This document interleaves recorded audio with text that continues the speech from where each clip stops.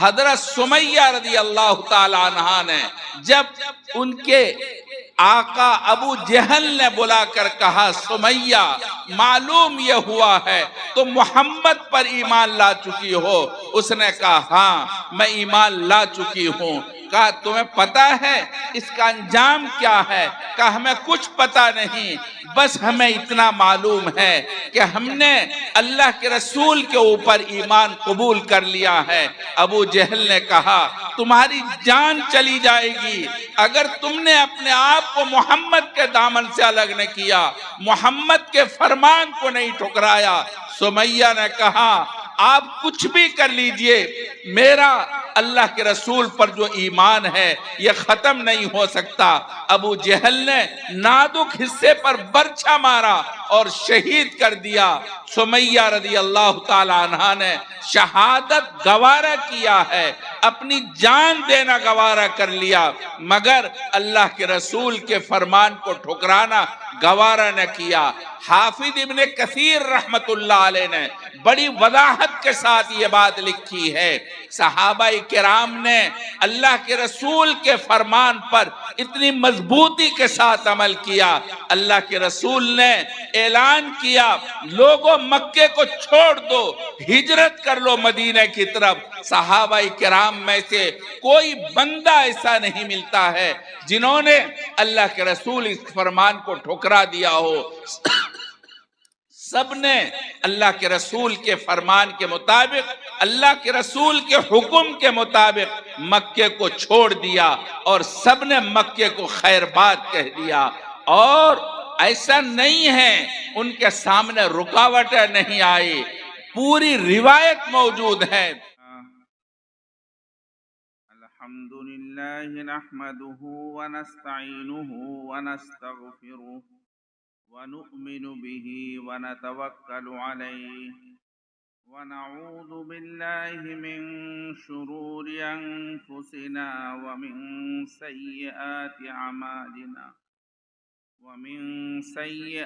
اعمالنا من يهده اللہ فلا مضل له ومن يضلله فلا هادي له ونشهد أن لا إله إلا الله وحده لا شريك له ونشهد أن سيدنا ونبينا وشفيعنا وحبيبنا وسندنا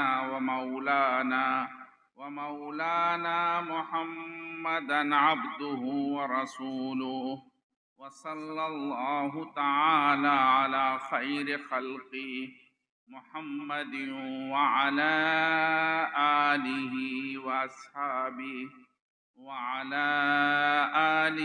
وأصحابه أجمعين، أما بعد فأعوذ بالله من الشيطان الرجيم، بسم الله الرحمن الرحيم، فاتبعوني يحببكم الله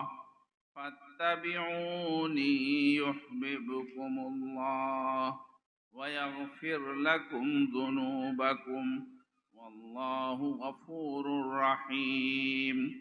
سبحان ربك رب العزة عما يصفون وسلام على المرسلين والحمد لله رب العالمين۔ اللهم صل على سيدنا محمد وعلى آل سيدنا محمد وبارك وسلم۔ اللهم صل على سيدنا محمد وعلى آل سيدنا محمد وبارك وسلم۔ اللهم صل على سيدنا محمد وعلى آل سيدنا محمد وبارك وسلم۔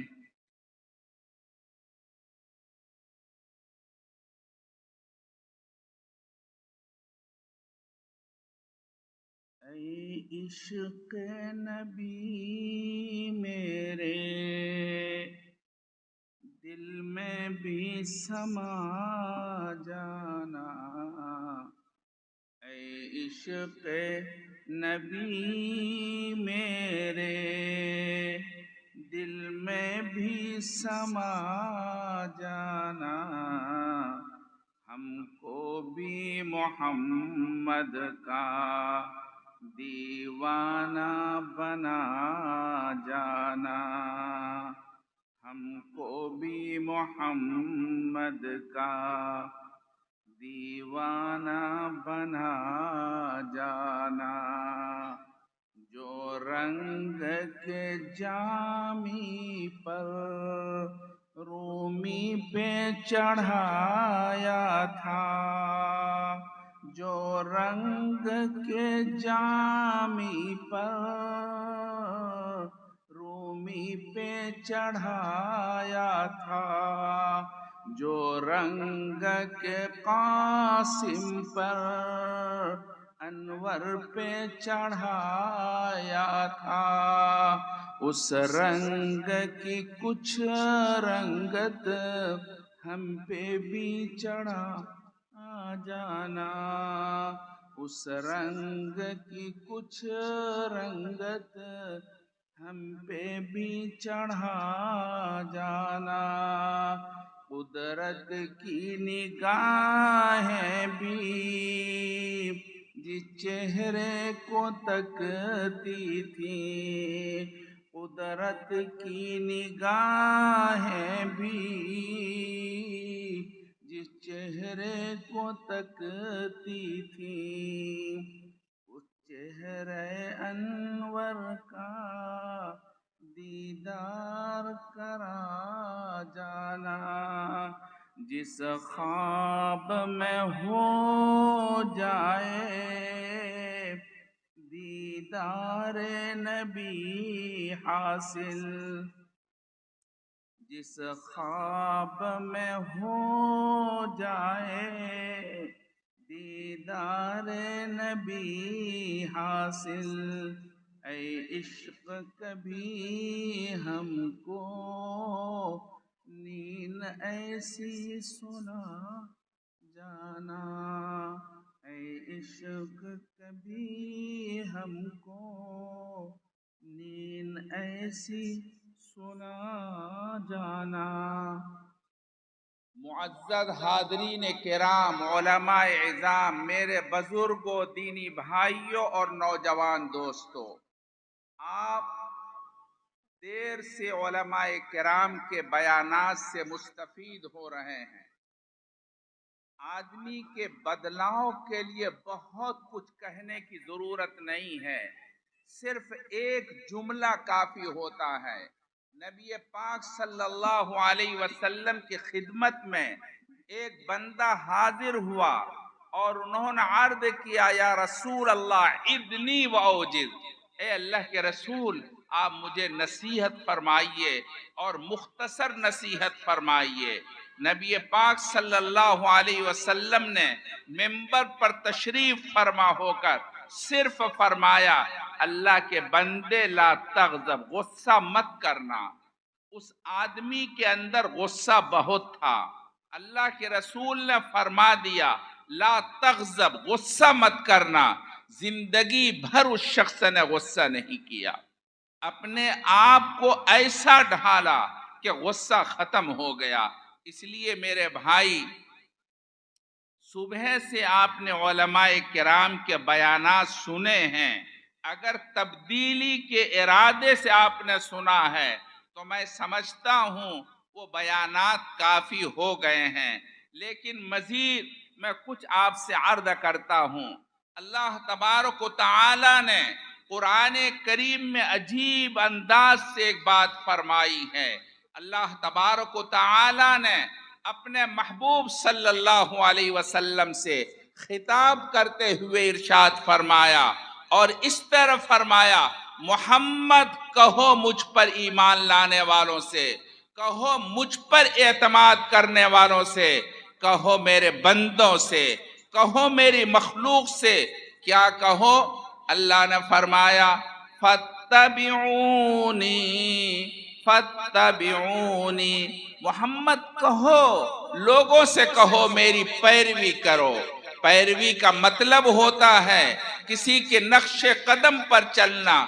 ایک بندہ آگے آگے جا رہا ہے، اس کے پیروں کے نشانات پر اپنے پیر رکھ کر کے چلنا، یہ نقش قدم پر چلنا کہلاتا ہے۔ یہی پیروی کا مطلب ہے۔ اللہ کے رسول صلی اللہ علیہ وسلم کی پیروی کا مطلب یہ ہوتا ہے کہ آپ علیہ السلام نے جو کچھ ارشاد فرمایا ہم اپنے آپ کو اس پر ڈھال لیں۔ اللہ کے رسول صلی اللہ علیہ وسلم نے جو عمل کر کے دکھایا، اپنے عمل کو اللہ کے رسول کے عمل کے مطابق بنا دیں۔ اللہ کے رسول صلی اللہ علیہ وسلم نے جو کردار پیش کیا ہے، جو احوال پیش کیے ہیں، ہم اپنے کردار کو، اپنے احوال کو جناب رسول اللہ صلی اللہ علیہ وسلم کے احوال کے مطابق بنا لیں۔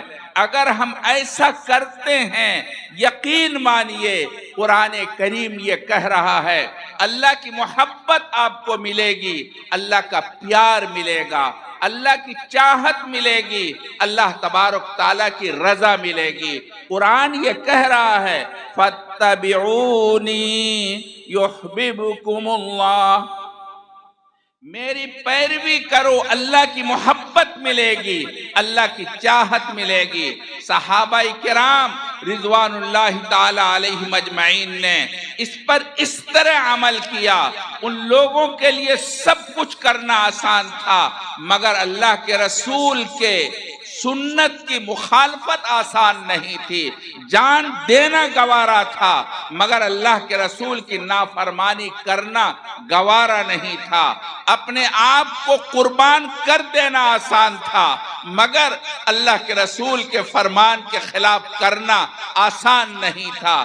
حضرت سمیہ رضی اللہ تعالی عنہا نے جب ان کے آقا ابو جہل نے بلا کر کہا سمیہ معلوم یہ ہوا ہے تو محمد پر ایمان لا چکی ہو، اس نے کہا ہاں میں ایمان لا چکی ہوں۔ کہا تمہیں پتا ہے اس کا انجام کیا ہے؟ کہا ہمیں کچھ پتا نہیں، بس ہمیں اتنا معلوم ہے کہ ہم نے اللہ کے رسول کے اوپر ایمان قبول کر لیا ہے۔ ابو جہل نے کہا تمہاری جان چلی جائے گی اگر تم نے اپنے آپ کو محمد کے دامن سے الگ نہ کیا، محمد کے فرمان کو نہیں ٹھکرایا۔ سمیہ نے کہا آپ کچھ بھی کر لیجئے، میرا اللہ کے رسول پر جو ایمان ہے یہ ختم نہیں ہو سکتا۔ ابو جہل نے نازک حصے پر برچھا مارا اور شہید کر دیا۔ سمیہ رضی اللہ تعالی عنہا نے شہادت گوارا کیا ہے، اپنی جان دینا گوارا کر لیا، مگر اللہ کے رسول کے فرمان کو ٹھکرانا گوارا نہ کیا۔ حافظ ابن کثیر رحمت اللہ علیہ نے بڑی وضاحت کے ساتھ یہ بات لکھی ہے، صحابہ کرام نے اللہ کے رسول کے فرمان پر اتنی مضبوطی کے ساتھ عمل کیا۔ اللہ کے رسول نے اعلان کیا لوگوں مکے کو چھوڑ دو، ہجرت کر لو مدینہ کی طرف۔ صحابہ کرام میں سے کوئی بندہ ایسا نہیں ملتا ہے جنہوں نے اللہ کے رسول اس فرمان کو ٹھکرا دیا ہو۔ سب نے اللہ کے رسول کے فرمان کے مطابق، اللہ کے رسول کے حکم کے مطابق مکے کو چھوڑ دیا اور سب نے مکے کو خیر بات کہہ دیا۔ اور ایسا نہیں ہے ان کے سامنے رکاوٹیں نہیں آئی، پوری روایت موجود ہے۔ حضرت عمر رضی اللہ تعالی عنہ نے اعلان کر دیا عمر چل رہا ہے، ہجرت کے لیے روانہ ہو چکا ہے، اپنے ہاتھ میں تلوار لے لی اور کہا جس کو اپنی بیوی کو رانڈ کرنا ہو، اپنے بچوں کو یتیم کرنا ہو، عمر کو آ کے روکے۔ عمر چل رہا ہے۔ اس طرح ایک واقعہ نہیں ہے۔ حاتب بن ابی بلتع رضی اللہ تعالیٰ عنہ ان نکلے، انہوں نے کہا گھر والوں سے میں ہجرت کرنا چاہتا ہوں، اللہ کے رسول کا حکم ہے۔ گھر والوں نے کہا ہم نہیں کر سکتے ہجرت، اور ہرگز ہم نہیں کر سکتے۔ آپ بھی نہیں کریں گے۔ حاتب ابن ابی بلتا رضی اللہ تعالیٰ عنہ نے کہا اللہ کے رسول کے حکم پر کوئی روک نہیں لگا سکتا، اللہ کے رسول کے حکم پر عمل کرنے سے مجھے کوئی روک نہیں سکتا، میری جان جا سکتی ہے مگر اللہ کے رسول کا اتباع نہیں جا سکتا۔ چنانچہ صحابہ کرام میں سے ایک ایک نے اللہ کے رسول کے حکم کو مضبوطی سے پکڑا، جس کی وجہ سے قرآن کریم میں اللہ تعالیٰ نے اپنی رضا اور محبت کا اعلان کیا ہے، رضی اللہ عنہم ورضوا عنہ والسابقون الاولون من المہاجرین والانصار والذین اتبعوہم باحسان رضی اللہ عنہم ورضوا عنہ۔ تمام لوگوں سے اللہ راضی ہو گئے، ان لوگوں نے اللہ کے رسول کی پیروی کی، اللہ کے رسول کے حکم کے مطابق اپنے آپ کو ڈھالا۔ صحابہ کرام کے لیے سب سے آسان اور مضبوط اللہ کے رسول کے حکم کو ماننا تھا۔ آپ صلی اللہ علیہ وسلم کس طرح کام کرتے ہیں، آپ صلی اللہ علیہ وسلم کیا حکم فرماتے ہیں، آپ علیہ السلام کس طرح اپنے احوال بنائے ہوئے ہیں۔ ایک ایک صحابی اللہ کے رسول کے عمل کو اپنا عمل بنانے کی کوشش کرتے تھے، اپنے آپ کو اللہ کے رسول کے کردار کے مطابق ڈھالتے تھے۔ صحابہ کرام میں سے عجیب و غریب صورت ہے حضرت عبداللہ ابن عمر رضی اللہ تعالیٰ عنہما، وہ تو ڈھونڈتے تھے اللہ کے رسول نے کیا فرمایا۔ ایک ایک صحابی اللہ کے رسول کس طرح کھاتے ہیں، آپ صلی اللہ علیہ وسلم کس طرح پہنتے ہیں، آپ علیہ السلام کس طرح راتوں میں آرام فرماتے ہیں، اللہ کے رسول صلی اللہ علیہ وسلم کس طرح سر میں بال رکھتے ہیں۔ ایک ایک صحابی ڈھونڈتے تھے اور اس پر عمل کرتے تھے۔ ایک صحابی ہیں حبشہ کے رہنے والے، آتے ہیں ایمان قبول کرتے ہیں، ایمان قبول کرنے کے بعد آپ صلی اللہ علیہ وسلم کی خدمت میں رہ کر ایک ایک چیز کو غور سے دیکھتے ہیں۔ اللہ کے رسول کس طرح کپڑا پہنتے ہیں، آپ علیہ السلام کس طرح کھانا تناول فرماتے ہیں، آپ صلی اللہ علیہ وسلم راتوں کو کس طرح سوتے ہیں۔ ایک ایک چیز کو وہ دیکھتے اور پھر اس پر عمل کرتے۔ انہوں نے دیکھا آپ علیہ السلام اپنے سر مبارک میں دستار باندھتے ہیں، یہ پگڑی باندھتے ہیں۔ یہ پگڑی میرے محبوب صلی اللہ علیہ وسلم کی سنت ہے جو آج متروک ہو چکی ہے۔ آپ صلی اللہ علیہ وسلم کی پگڑی کو دیکھا، اپنے سر پر پگڑی باندھنی شروع کر دی، اور ایک دن ایسا ہوا اللہ کے رسول نے اپنی دستار اتاری، انہوں نے جلدی جلدی اپنی دستار کی پیمائش کی، اللہ کے رسول کی دستار سے پگڑی کو ناپا۔ اس صحابی کے پگڑی کے اندر تھوڑی سی لمبائی زیادہ تھی، 4 انگل۔ فوراً چاقو منگایا اور کتر دیا اور کہا جو میرے محبوب کے بدن پر نہیں ہے وہ میرے بدن پر نہیں رہ سکتا، کاٹ دیا اور فوراً اپنی پگڑی کو اللہ کے رسول کے پگڑی کے مطابق بنا دیا۔ اس صحابی نے ایک ایک چیز پر عمل کیا۔ وہ دیکھتے تھے اللہ کے رسول رات میں کس طرح آرام کرتے ہیں۔ آپ علیہ السلام کا معمول یہ تھا، رات میں عشاء کی نماز کے بعد اگر دینی ضرورت ہوتی وہ پوری فرماتے، ورنہ آپ سو جاتے۔ آپ نے حکم بھی فرمایا لا سمرا بعد العشاء، عشاء کے بعد گپ شپ نہیں ہے، عشاء کے بعد قصے کہانیاں نہیں ہیں، عشاء کے بعد سو جانا ہے۔